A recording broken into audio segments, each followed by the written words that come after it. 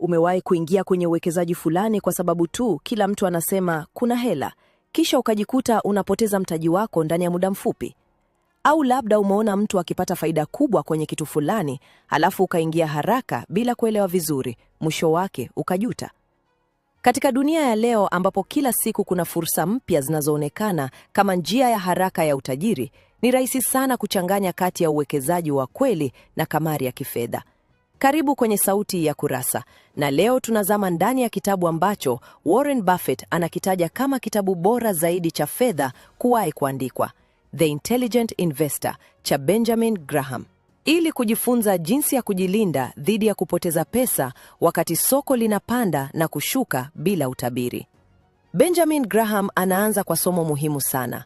Kuna tofauti kubwa kati ya mwekezaji na mchezaji kamari. Mwekezaji ni mtu anayechambua thamani halisi ya kitu kabla ya kukinunua. Anaangalia takwimu, biashara inavyojiendesha, faida na hasara, na zaidi ya yote, anajilinda kwanza dhidi ya hasara. Kwa upande mwingine, mchezaji kamari hununua kitu kwa matumaini tu kwamba bei itapanda kesho ili auze kwa faida. Hana uhakika wa msingi, hana uchambuzi wa kina, na mara nyingi huongozwa na hisia au kile kinachovuma mitandaoni au mtaani.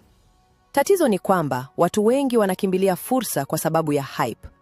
Unaona watu wakisema crypto fulani inapanda, au biashara fulani inalipa haraka, au hisa fulani zinalipuka. Bila utafiti wa kina, watu wanaingia moja kwa moja. Matokeo yake sio tu kupoteza pesa, bali pia kupoteza imani na uwekezaji kwa ujumla. Siri kubwa ya Benjamin Graham inaitwa margin of safety, yani wigo wa usalama.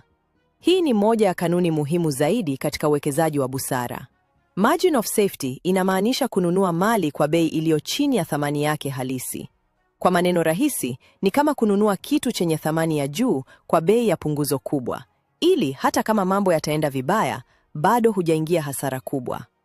Fikiria mfano rahisi. Unapata simu ambayo thamani yake halisi ni $800,000, lakini unaipata kwa $500,000. Hiyo tofauti ya $300,000 ndiyo kinga yako. Hata kama bei itashuka kidogo, bado hauko kwenye hatari kubwa kama mtu aliyenunua kwa bei ya juu zaidi. Mwekezaji mwenye akili hatangulii mihemko ya soko, hatasukumwa na maneno ya watu, bali atasubiri nafasi ambapo hatari ni ndogo kuliko faida inayoweza kupatikana. Na hii ndiyo inamfanya awe na mafanikio ya muda mrefu. Graham pia anatufundisha kuhusu mhusika anayejulikana kama Mr. Market. Huyu si mtu halisi, bali ni mfano wa soko la hisa au masoko ya fedha kwa ujumla. Mr. Market kila siku anakuja na bei tofauti.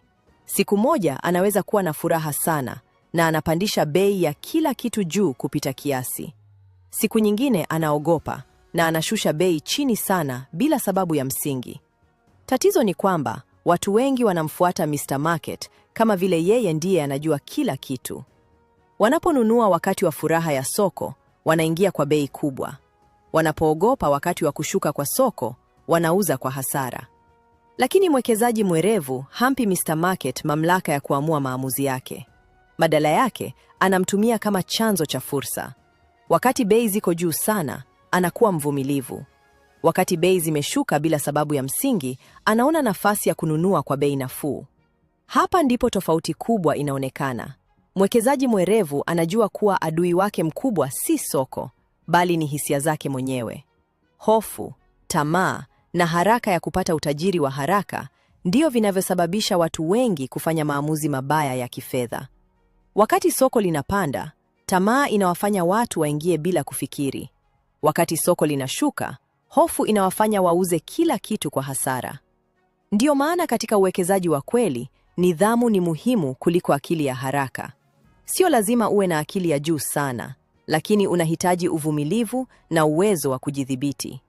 Katika dunia ya sasa, badala ya kukimbilia kila kitu kinachovuma, mwekezaji makini hutafuta mali zenye msingi imara wa thamani.